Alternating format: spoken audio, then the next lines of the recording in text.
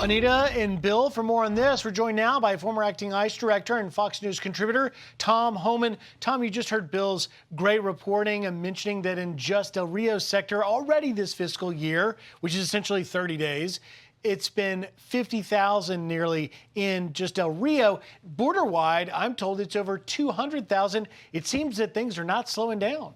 No, my sources says it's going to be about 210,000 Border Patrol apprehensions, 30 to 50,000 OFO apprehensions, which is going to be 250,000. That's 250,000 people in 1 month.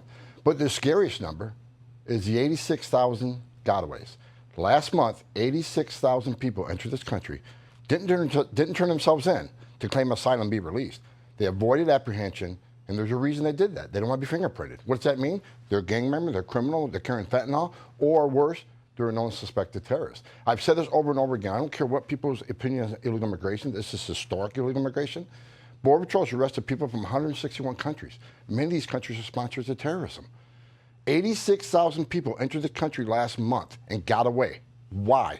That should scare the hell out of everybody. I mean, I don't know how many terrorists crossed the border, but if you don't think a single one of 86,000 came from a country sponsored terrorism, then they're ignoring the data. This is the biggest national security failure since 9/11.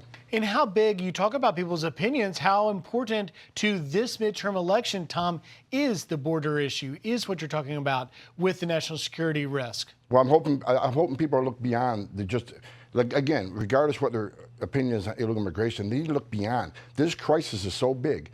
Up to 80% of Border Patrol agents have been pulled off the line to process. What does that mean? That's when the fentanyl comes across. They killed over 100,000 Americans. That's when the criminals and the MS-13 and the gang members come across. And I want to keep focusing on the national security issue.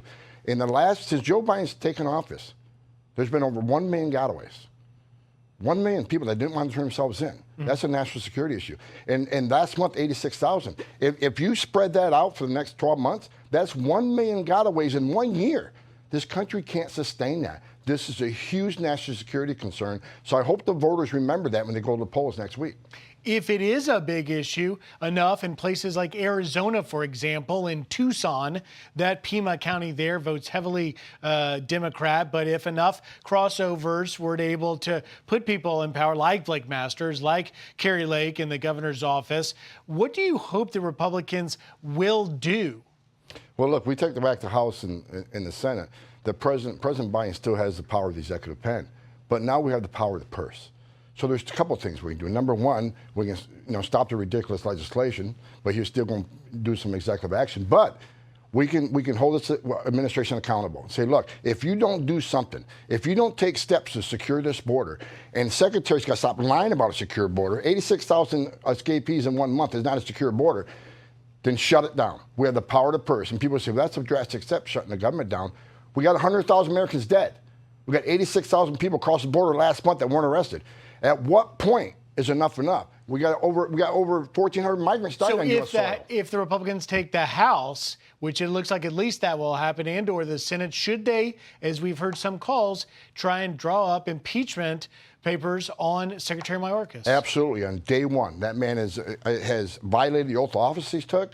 He lied to American people. He's committed perjury in front of Congress when it says the border is secure. This country is less safe under his leadership. Absolutely. Day one, he needs to be impeached. Day one. Tom Homan, former acting ICE director and Fox contributor. Tom, thank you very much. 3 days to go. I'm Steve Doocy. I'm Brian Kilmeade. And I'm Ainsley Earhart. And click here to subscribe to the Fox News YouTube page to catch our hottest interviews and most compelling analysis.